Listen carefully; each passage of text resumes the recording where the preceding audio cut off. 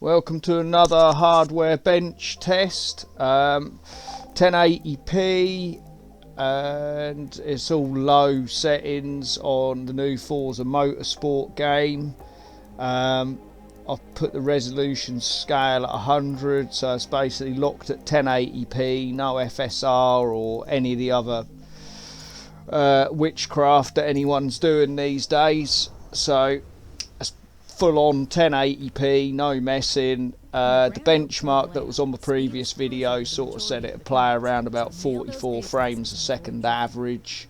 It's just going through the settings I've got there. I always have the AI faster because I like to play online sometimes, so there's no point having an easy time. I put myself in 24th position on the grid here because if you look at my lap time, I had the slowest lap time in practice. Anyway, I'll digress. This is on the £250 budget Optiplex build with a GTX1060 6GB. That is a little bit overclocked, not massively, and an i7 4770K. Still got the stock cooler and everything. It's got a 1TB hard drive because you can't actually play this game, not through Game Pass. Anyway, using an external drive, it just won't work, it will crash. So the days of sort of 250GB or smaller solid state drives for your main drive are sort of coming to an end, I think, now games like this have come out. I think really you're definitely going to have a minimum sort of 400 odd gigabyte drive for any system you want to play modern games on. Anyhow, I've also got a frame rate monitor that you'll have seen on some videos if you look, where it tells you the 1%, 0.1% lows, but for some reason on this game and on Starfield I can't get that to work. I don't know if it's because it's through the Xbox Game Pass or what, but then it did work on Formula 1 22.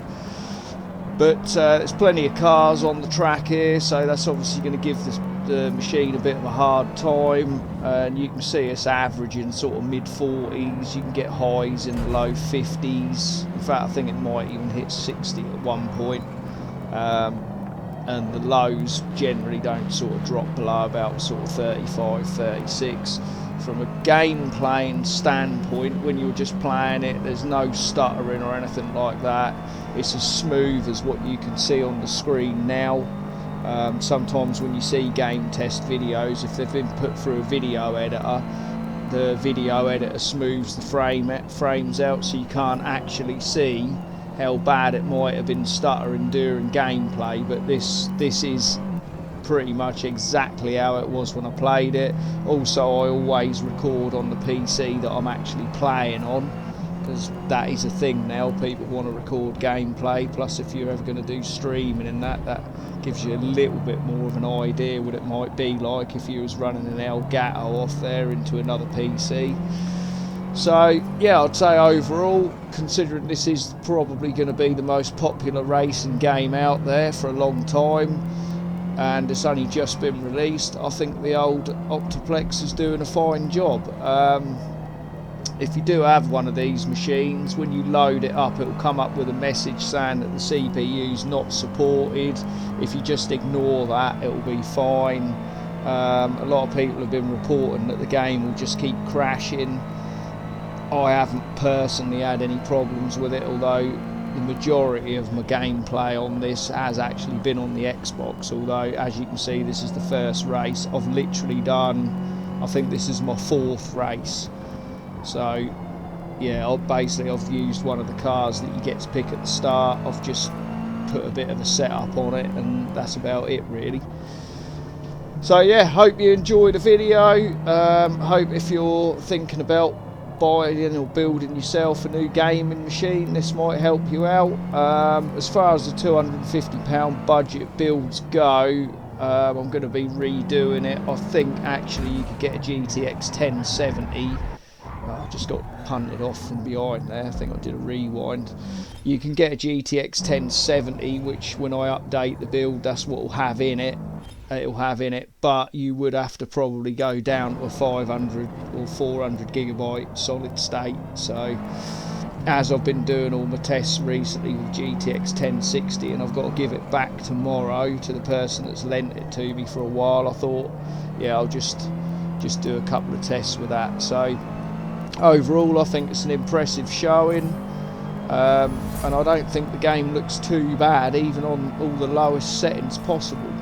I could have probably put the AA up a little bit to smooth out a few jagged edges without suffering any performance loss, but I just thought I'd give it the best chance I could to get a nice smooth frame rate, and yeah, go from there.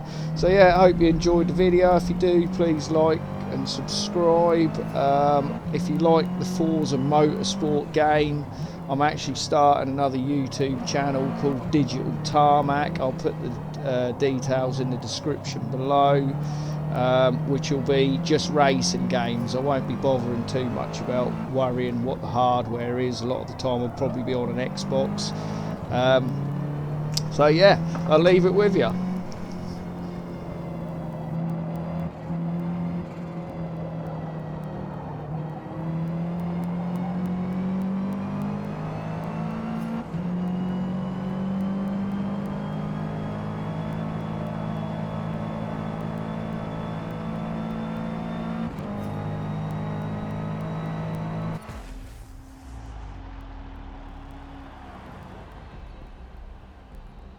We finished P13.